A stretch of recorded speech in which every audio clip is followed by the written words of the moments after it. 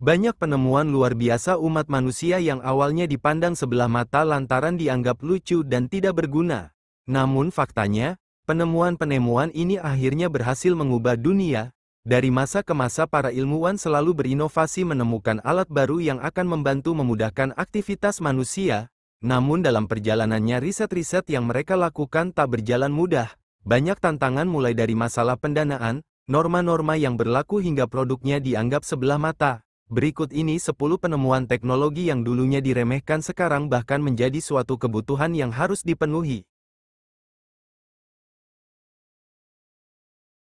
Meskipun percetakan balok kayu muncul di Tiongkok pada abad ke-7, mesin cetak pertama baru ditemukan sekitar tahun 1440 di Mainz, Jerman oleh Johannes Gutenberg. Penemuan ini mengubah umat manusia dan mengantarkan era modern. Namun seperti banyak penemuan revolusioner lainnya, alat ini mendapat banyak kritik. Kepala biara Benediktin asal Jerman, Johannes Trithemius, berpendapat bahan cetakan tidak akan bertahan lama dan percaya tulisan yang ditulis di perkamen lebih cocok untuk bertahan dalam ujian waktu. Kritikus lain mengeluh buku cetak akan menyebabkan banyak hal, mulai dari informasi yang berlebihan hingga kekacauan politik, dan akan membuat para biksu di Eropa kehilangan pengaruh, sehingga merugikan perkembangan spiritual. Bapak telepon Alexander Graham Bell dianugerahi paten pertama untuk perangkat tersebut pada tahun 1876. Dia dianggap sebagai orang pertama yang menciptakan inkarnasi praktis dari teknologi perintis tersebut. Namun awalnya dia dihina. Saat Bell mencoba menjual bisnis telekomunikasinya ke Western Union, presidennya William Orton berseru, "Apa gunanya mainan listrik bagi perusahaan ini?" Prediksi orang-orang Amerika yang meramalkan telepon akan hadir di setiap kota juga ditanggapi sinis. Sir William Preece, Chief Engineer kantor pos Inggris, yakin bahwa teknologi ini tidak akan pernah menjadi mainstream di Inggris. Amerika memerlukan telepon. Namun kami tidak. Kami punya banyak utusan, katanya. Thomas Edison mematenkan bola lampu listrik komersial pertama di dunia pada 1879. Terlepas dari kecerdikannya, teknologi ini mendapat banyak kritik, terutama Profesor Henry Morton dari Stevens Institute of Technology. Dia mengecam penemuan tersebut, menyebutnya sebagai kegagalan. Seperti halnya telepon, para ahli di Inggris bahkan lebih meremehkan inovasi Edison.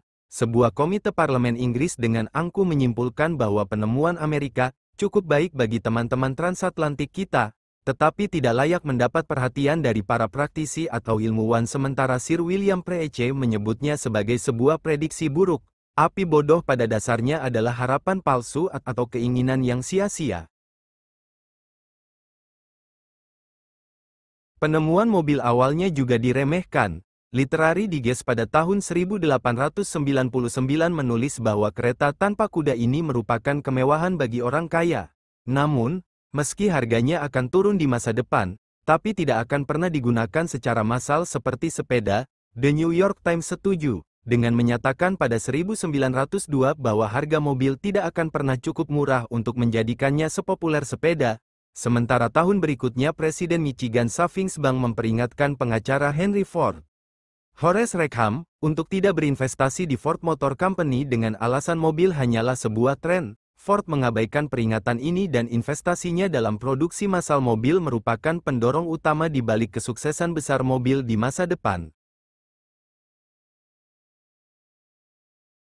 Penemu asal Skotlandia, John Logie Baird, memperkenalkan TV ke dunia pada 1926.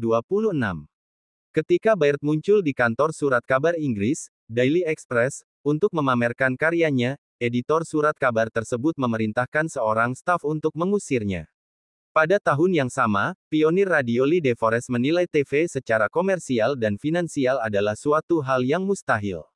Pada 1939, New York Times menekankan bahwa TV tidak akan pernah menjadi pesaing serius radio karena orang harus duduk dan menatap layar, sementara rata-rata keluarga Amerika tidak punya waktu untuk itu.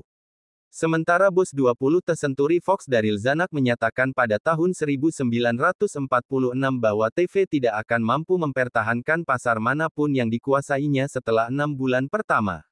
Orang akan segera bosan menatap kotak kayu lapis setiap malam. Namun, pada tahun 1948, eksekutif radio BBC Mary Somerville menyebut teknologi ini secepat kilat. Pada awal 1980-an, ponsel merupakan perangkat yang berat, mahal, serta hanya dimiliki oleh para pebisnis kaya. Tidak heran jika masa depan teknologi tampak suram menurut para ahli.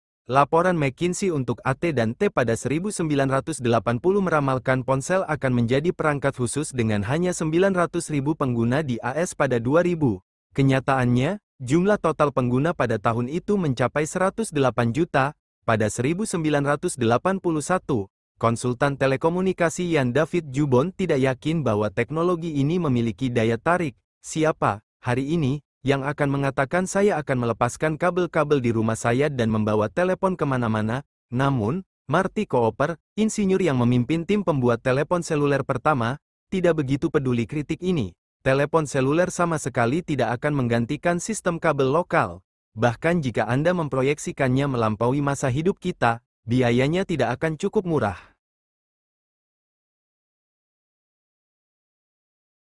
Para sejarawan menganggap Osborne 1, yang dirilis pada 1981, sebagai komputer portabel pertama. Segera setelah itu, Compaq Portable, laptop pertama yang kompatibel dengan PC, diluncurkan pada 1983.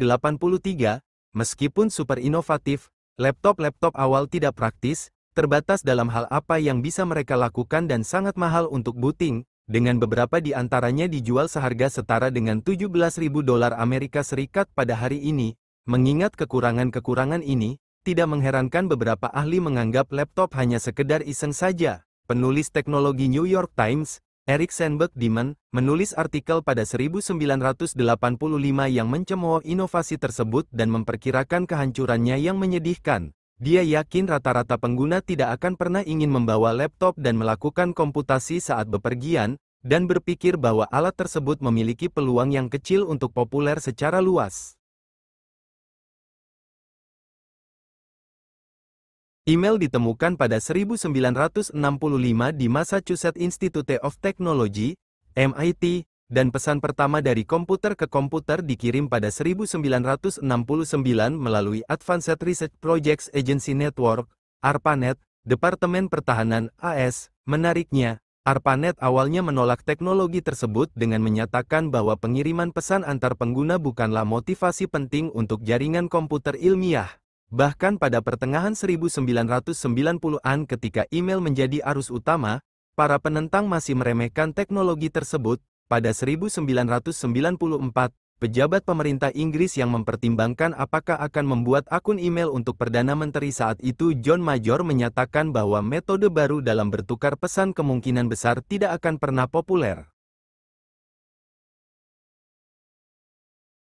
Pada medio 1990-an, sejumlah pakar kurang begitu tertarik dengan internet, karena dianggap sebagai tren yang tidak akan menghasilkan apa-apa. Sebagai contoh, artikel yang ditulis oleh ilmuwan Clifford Stoll pada 1995 untuk Newsweek berjudul, Internet, mengecam inovasi ini dan memperkirakan akan gagal dan musnah.